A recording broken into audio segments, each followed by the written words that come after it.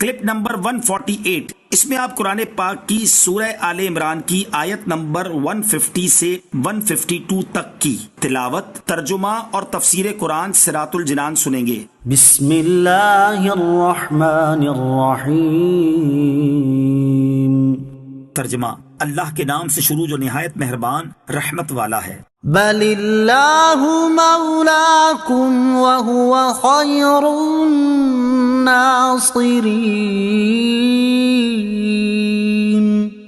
ترجمہ، بلکہ اللہ ہی تمہارا مددگار ہے اور وہی سب سے بہترین مددگار ہے۔ بل اللہ مولاکم،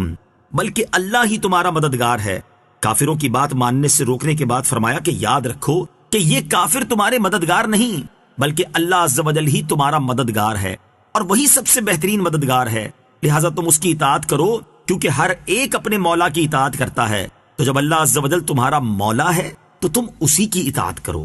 سنلقی فی قلوب الذین کفروا الرعب بما اشرکوا باللہ ما لم ينزل به سلطانا ومأواهم النار وبئس مثوى الظالمین۔ ترجمہ، ان قریب ہم کافروں کے دلوں میں روب ڈال دیں گے کیونکہ انہوں نے اللہ کے ساتھ ایسی چیز کو شریک ٹھہرایا جس کی اللہ نے کوئی دلیل نہیں اتاری، اور ان کا ٹھکانہ آگ ہے اور وہ ظالموں کا کتنا برا ٹھکانہ ہے۔ سنلقی فی قلوب الذین کفروا الرعب، ان قریب ہم کافروں کے دلوں میں روب ڈال دیں گے۔ اس آیت میں غیب کی خبر ہے۔ جب ابو سفیان وغیرہ جنگ احد کے بعد واپس ہوئے تو راستے میں خیال کیا کہ کیوں لوٹ آئے، سب مسلمانوں کو ختم کیوں نہ کر دیا، حالانکہ یہ اچھا موقع تھا۔ جب واپس ہونے پر آمادہ ہوئے تو قدرتی طور پر ان تمام کے دلوں میں مسلمانوں کا ایسا روب طاری ہوا کہ وہ مکہ چلے گئے اور یہ خبر پوری ہوئی۔ وَلَقَدْ صَدَقَكُمُ اللَّهُ وَعْدَهُ إِذْ تَحُسُّونَهُم بِإِذْنِهِ حَتَّى إِذَا فَشِلْتُمْ وَتَنَازَعْتُمْ فِي الْأَمْرِ وَعَصَيْتُمْ مِنْ بَعْدِ مَا أَرَاكُمْ مَا تُحِبُّونَ مِنْكُمْ مَنْ يُرِيدُ الدُّنْيَا وَمِنْكُمْ مَنْ يُرِيدُ الْآخِرَةَ ثُمَّ صَرَفَكُمْ عَنْهُمْ لِيَبْتَلِيَكُمْ وَلَقَدْ عَفَا عَنْكُمْ وَاللَّهُ ذُو فَضْلٍ عَلَى الْمُؤْمِنِينَ۔ ترجمہ،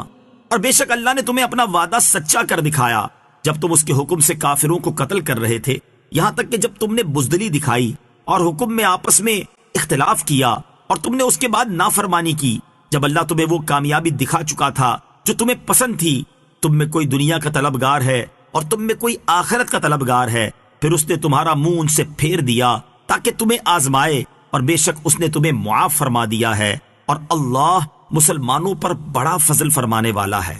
وَلَقَدْ صَدَقَكُمُ اللَّهُ وَعْدَهُ، اور بے شک اللہ نے تمہیں اپنا وعدہ سچا کر دکھایا۔ یہاں غزوہ احد کی بات ہو رہی ہے، چنانچہ ارشاد فرمایا کہ بے شک اللہ عز و جل نے جنگ احد میں اپنا وعدہ پورا فرما دیا کہ وَأَنْتُمُ الْأَعْلَوْنَ إِن كُنتُم مُؤْمِنِينَ، یعنی تم ہی غالب ہوگے اگر تم سچے ایمان والے ہو۔ تو تم غالب تھے اور اللہ تعالیٰ کے حکم سے کافروں کو قتل کر رہے تھے، لیکن جب تم نے بزدلی دکھائی اور رسول اللہ صلی اللہ تعالی علیہ وآلہ وسلم نے جو ایک پہاڑی درے پر جمع رہنے کا حکم دیا تھا اس میں آپس میں اختلاف کیا اور اس حکم میں رسول اللہ صلی اللہ تعالی علیہ وسلم کی مخالفت کی، حالانکہ اللہ تعالیٰ تمہیں تمہاری پسندیدہ کامیابی دکھا چکا تھا، لیکن تم میں سے بعض نے مال غنیمت حاصل کرنے کی خاطر